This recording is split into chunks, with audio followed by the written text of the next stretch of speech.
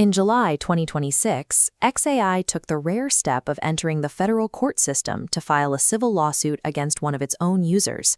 The complaint identifies Terry Wayne Harwood, a South Carolina man, and accuses him of weaponizing the Grok chatbot to generate child sexual abuse material.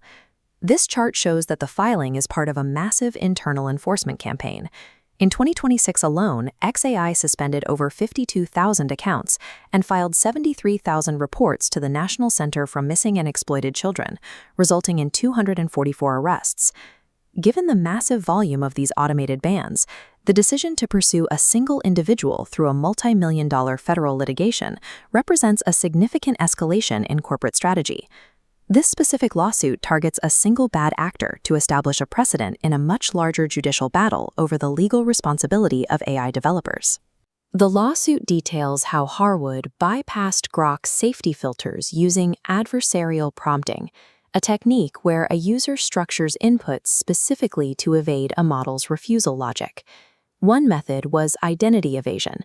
Cycling through dozens of burner accounts reset safety flags to evade detection. He also used multimodal ambiguity, uploading benign photos paired with deceptive text prompts, tricking the AI into altering them into explicit deepfakes. These tactics highlight the gap between static system filters and the creative, persistent methods humans use to probe for weaknesses in AI guardrails. To understand the timing of this filing, we have to look at the broader legal landscape surrounding xAI in early 2026. In March, the city government of Baltimore sued the company, alleging Grok's design violated consumer protection laws by enabling mass production of non-consensual deepfakes. That same month, a federal class action lawsuit from Tennessee teenagers alleged that Grok's technical safeguards were defective, specifically facilitating the exploitation of childhood photos. The litigation reached the UK High Court as well, where Member of Parliament Jessa Soochow initiated a claim after explicit deepfakes of her were circulated. By July 2026, xAI was defending itself across multiple jurisdictions against claims that its very architecture was structurally dangerous. The lawsuit against Terry Wayne Harwood arrived in the middle of this litigation storm, functioning as a strategic response to these mounting claims. Within the complaint, xAI explicitly states that the user's actions exposed the company to significant legal risk and reputational damage. In the class action suits, plaintiffs argue the corporation is liable because the tool's design flaws are the root cause of the harm. xAI's counteroffensive pivots the responsibility. By suing a single user, they are arguing that the tool is neutral and the fault belongs entirely to the criminal who bypassed their security. This makes the Harwood case a tactical shield, an attempt to establish a federal precedent where the prompt creator, not the model provider, holds all civil liability. For years, tech platforms relied on Section 230 to protect them from liability for what users posted, treating themselves as neutral intermediaries. This matrix illustrates the evolving legal standard. Because generative AI co-creates content, courts are increasingly viewing providers as publishers who share responsibility for the output. This pivot creates a data irony.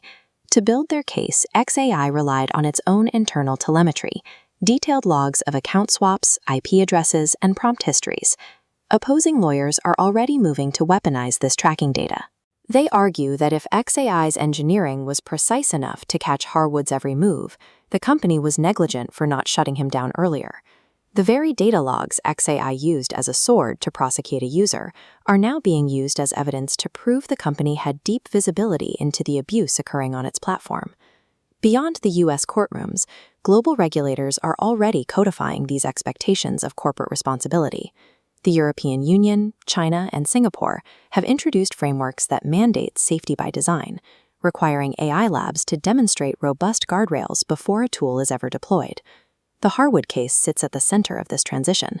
A win for xAI shifts the civil burden to the user, while a loss could trigger an avalanche of product liability lawsuits for every major AI lab. Should a tech lab be held responsible for the structural weaknesses of its guardrails, or is the fault solely with the perpetrator who broke them?